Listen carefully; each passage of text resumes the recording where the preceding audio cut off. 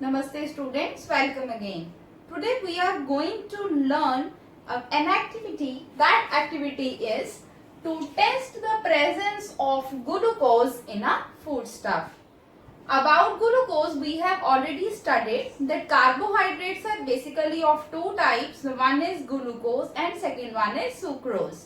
So firstly we will identify the presence of glucose. It means that particular amount of food is having the glucose or not, how you can identify.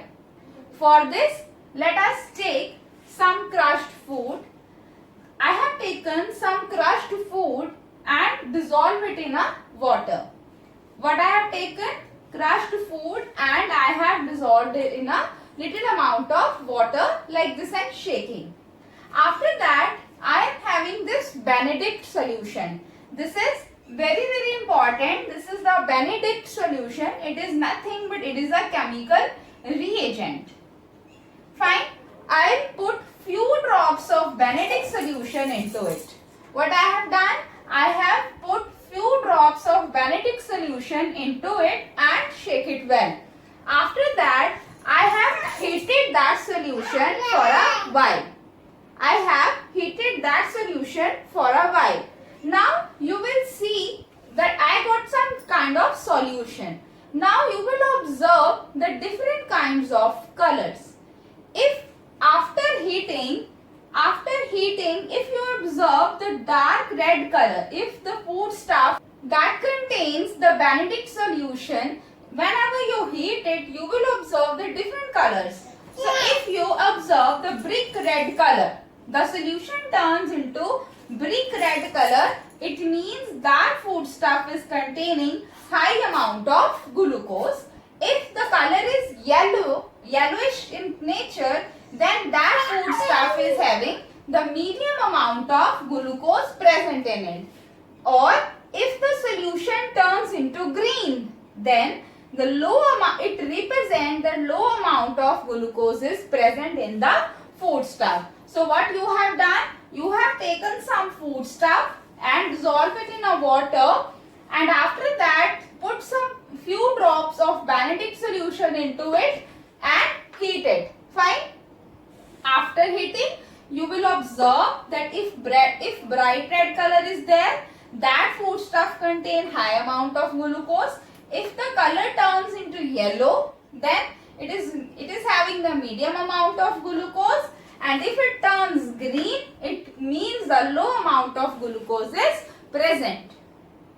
Now, we will study about the next activity. That activity is to test the presence of starch in a foodstuff. That it means that whether the foodstuff contains starch or not. How we can identify. So, let's start the activity. What this activity is? I have taken some food, that is crushed food I can say. In a crushed form, I have taken some amount of food and I have dissolved in a water by keeping its mouth closed with the help of thumb. Like this I have shaken it and I have dissolved some amount of food in a water. After that, I am having the iodine solution. The solutions you have to keep it in mind. Whenever you were doing the activity of presence of glucose, you have used Benedict solution. But whenever you are going to test for starch, you should have iodine solution. This iodine solution is yellow in color. How you can form the iodine solution? You can take some amount of iodine and dissolve in water, then you will get iodine solution. I have taken iodine solution. The color of iodine solution is yellow. Fine. So, you just put some drops of iodine solution into this crushed food and water solution. What I have done?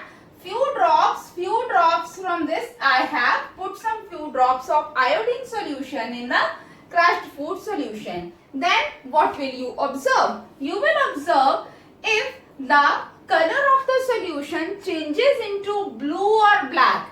If the color of the solution changes into blue or black, it means that food stuff contains starch.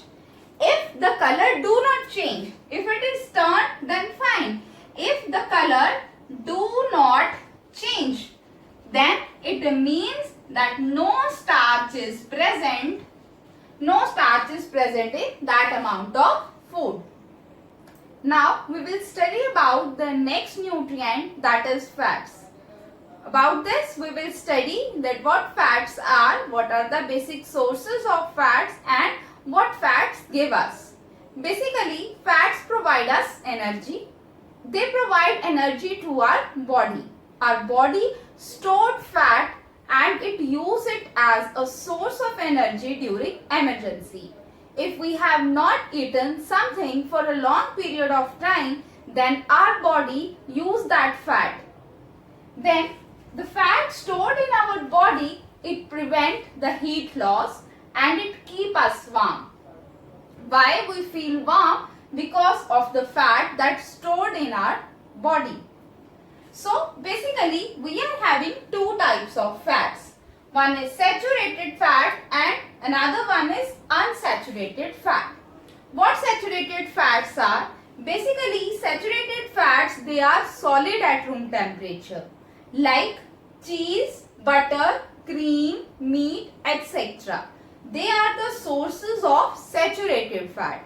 This you can also see in your home. Next category is unsaturated fat. That unsaturated fats are basically liquid at room temperature. For example, olive oil, mustard oil, sunflower oil, sesame oil. Sesame oil means til oil. So they are the sources of unsaturated fats. Like we have done the test for the presence of glucose and starch. Now we will test the presence of fats in a foodstuff. How we can identify that whether that foodstuff contains fat or not? What you can do? This is a very simple activity. You can take some amount of foodstuff and you just wrap it in folds of filter paper. If you don't have filter paper, then you can also use the tissue papers that are simply available at your home.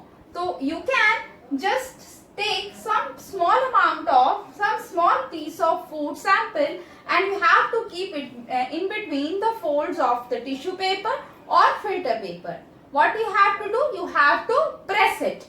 You have to press it tightly, or you can crush it, the food sample, with the help of a hammer or with the help of paper wedge.